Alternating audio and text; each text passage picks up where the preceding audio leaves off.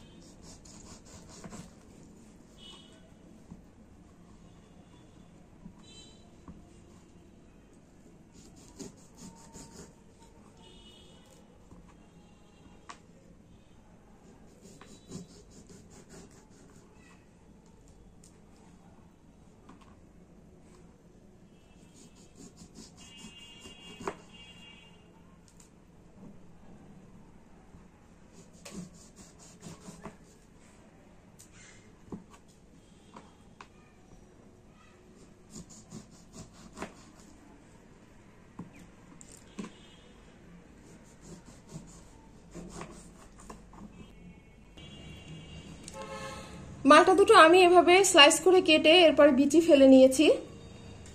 এবারে নিয়ে নিচ্ছি একটি বোল। মালটার রসগুলো চেপে নিচ্ছি এই বাটিতে। ঠিক যেভাবে লেবুর রস বের করে থাকি ঠিক একইভাবে আমি মালটার রসগুলো বের করে নিচ্ছি।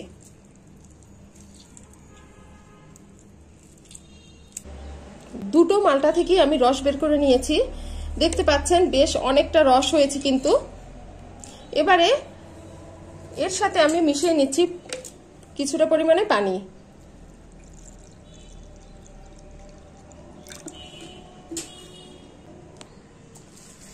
এবার এর সাথে মিশিয়ে নিচ্ছি পরিমাণ মতো চিনি। যে যতটুকু মিষ্টি পছন্দ করেন ঠিক ততটুকু চিনি এখানে মিশিয়ে নেবেন। চিনিটা ভালোভাবে গলিয়ে নিচ্ছি।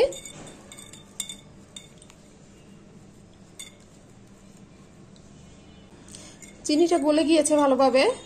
এবারে মিশিয়ে নিচ্ছি কিছুটা ঠান্ডা পানি।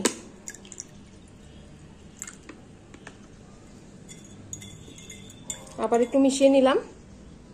একটা ছাঁকনিতে ঢেলে শরবতটা ছেঁকে নিচ্ছি।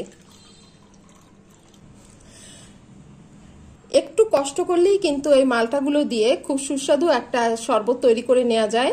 আমার তো খেতে বেশ ভালো লাগে, আশা করি আপনাদেরও ভালো লাগবে। ভালো থাকবেন সবাই। আল্লাহ হাফেজ।